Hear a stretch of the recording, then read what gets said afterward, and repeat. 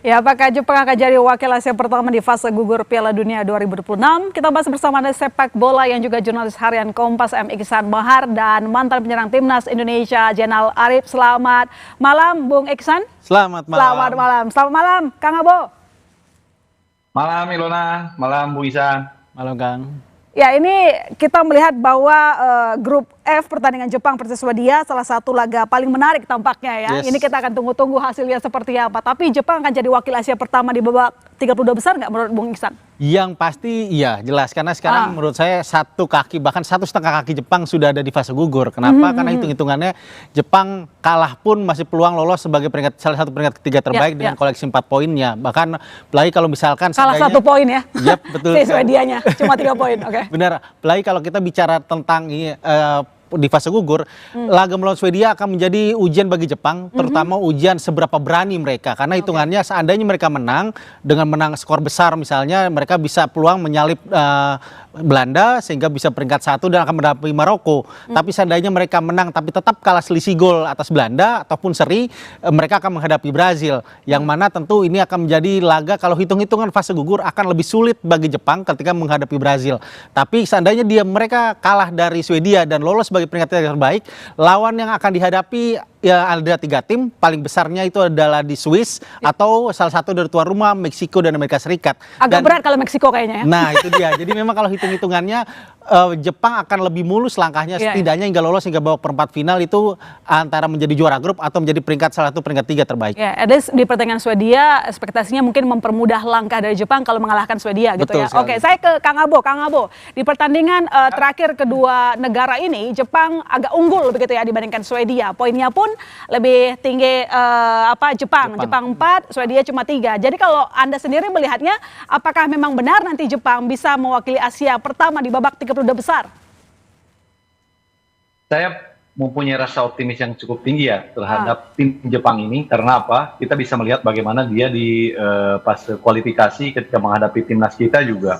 Mereka secara permainan sudah di top level dan kali ini tim sebesar Belanda pun dibuat kerepotan.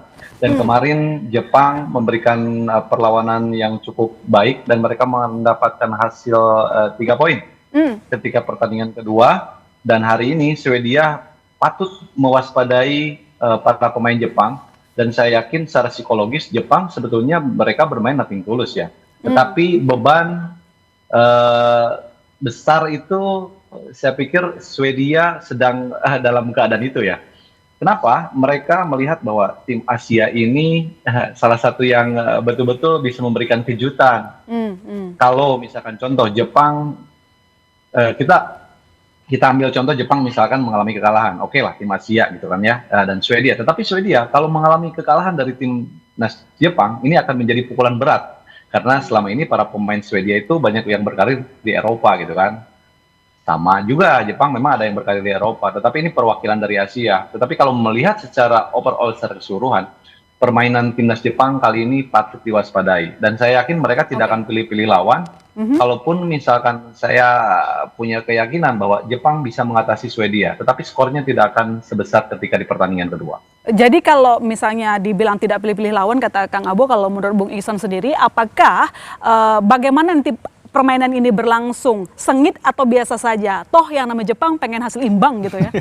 Betul, kalau melihat dari kemarin Yuki Nagatomo salah satu pemain senior Jepang yang mungkin nanti akan bermain dan mengenakan label legacy seperti Cristiano Ronaldo dan Lionel Messi, tentu mereka ingin menunjukkan bahwa mereka ingin mengejar juara grup. Kenapa? Memang akan melawan Maroko dan jalurnya itu akan sedikit lebih mudah karena nanti di perempat final bakal bertemu Jerman. Tapi kalau kita melihat juga dengan kondisi sekarang melawan Brazil pun kemarin Jepang di laga uji coba mereka juga bisa menang gitu. Jadi memang Jepang sebenarnya adalah tim yang bisa dikatakan tidak takut melawan siapapun dan mereka sudah menunjukkan itu. Dan kalau melihat dari permainan Ilona memang Jepang akan terlihat tampil lebih berani karena kita lihat sekarang statistik Jepang rata-rata penguasaan bola 51% itu tertinggi dalam sejarah mereka ikut Piala Dunia. Karena dibandingkan 4 tahun lalu hanya 36%.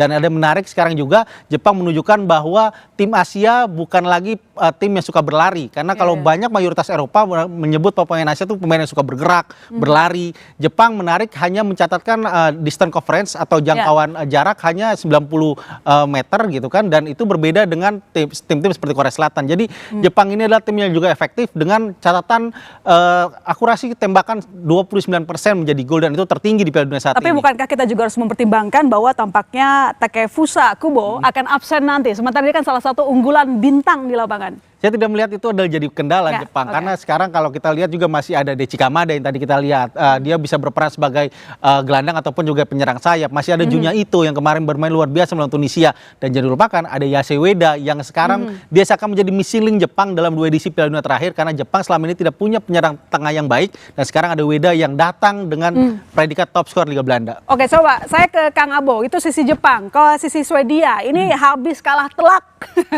Dia kalah telak jadi kemarin dari Belanda 1-5. Nah, apakah Anda melihat bahwa nantinya Swedia bakal tancap gas karena kan dia punya adrenalin ya, ada semacam fuel begitu supaya mereka harus memenangkan pertandingan melawan Jepang?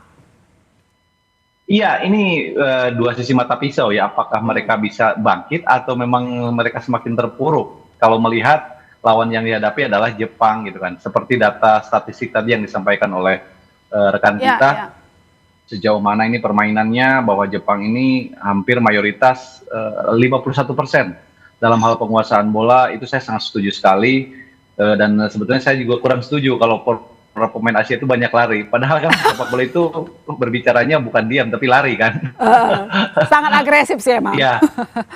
Ya betul, tetapi ya itu tadi, apakah mereka, kalau saya sih melihat secara psikologis, apakah mereka itu sudah melupakan pertandingan kemarin? Karena kalau bisa dikatakan kalahnya 1 ataupun mungkin 2-1, itu mereka tetap masih bisa masih bisa kuat struggle gitu. Tetapi kalau misalnya kalah 5-1, dalam sepak bola itu biasanya secara psikologis itu terganggu. Saya pikir ya harapan sih timnas Swedia bisa melupakan kekalahan tersebut dan bisa menatap pertandingan yang bisa dikatakan hidup mati ya buat Swedia itu. Iya, jadi kira-kira nanti siapa yang inisiasi jadi penyerang pertama dengan kekalahan telak yang dialami oleh Swedia kemarin? Tampaknya itu cukup memukul ya. Harus jaga muka soalnya.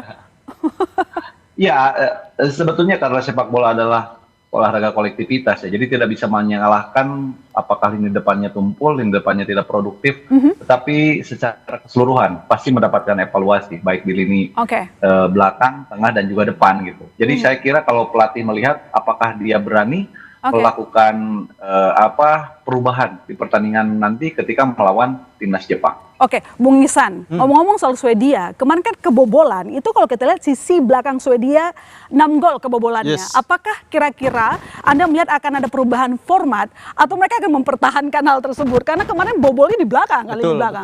Pakem yang dengan 3 back sejajar saya rasa masih akan dipertahankan oleh Graham Potter. Kali ini mungkin ada sedikit pergantian beberapa pemain, terutama backup dari para gelandang. Karena kalau kita melihat di laga kemarin memang tidak ada support yang baik dari para gelandang, terutama pemain-pemainnya ada di tengah gitu. Jadi memang ini kendala yang luar biasa dihadapi oleh para pemain Swedia. Apalagi satu lagi, Ilona, yang harus diperhatikan Swedia adalah bagaimana mengantisipasi serangan-serangan dari sayap. Kita lihat kemarin Belanda 3 bahkan 4 dari 5 gol mereka berawal dari sayap, dan Jepang kekuatannya di situ. Jadi ini tentu akan jadi masalah yang harus segera dibenahi oleh Graham Potter, karena di satu sisi lagi saya melihat Swedia akan mengejar gol cepat secepat-cepatnya. Kenapa? Karena dalam 8 laga bersama Graham Potter sejak Oktober tahun lalu, mereka selalu gagal atau selalu gagal menang, kalah dan juga 2 kali imbang itu ketika mereka gagal mencetak gol lebih dulu. Berbeda dengan 2 kemenangan didapatkan 3 kemenangan bersama Graham Potter, selalu mereka mencetak gol lebih dulu. Jadi memang ada masalah mental juga yang dihadapi oleh pemain Swedia,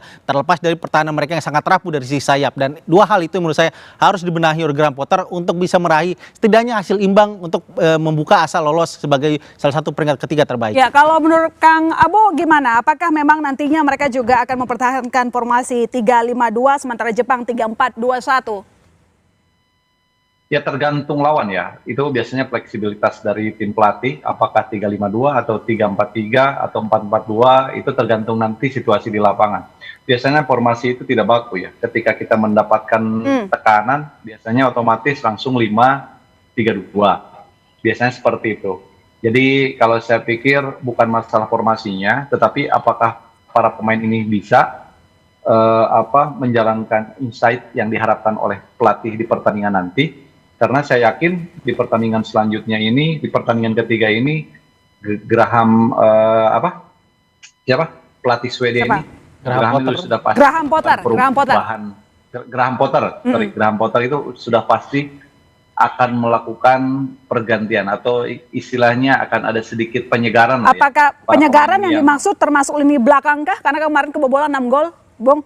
Ya, tidak menutup kemungkinan. Biasanya secara mental pemain belakang itu kalau sudah kemasukan banyak, mereka butuh waktu untuk bisa kembali ke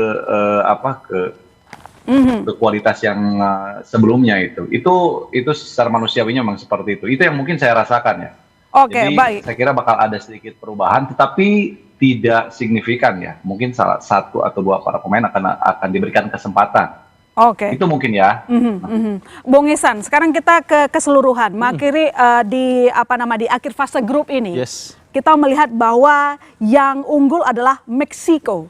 Sesuai dengan prediksi Bung Ihsan atau di luar enggak, harusnya enggak gini nih gitu. Kalau melihat dari grup A, Meksiko jelas dengan kalau kita melihat berkaca dari status tuan rumah, Meksiko dalam 2 edisi Piala Dunia sebelumnya sebagai tuan rumah mereka selalu lolos.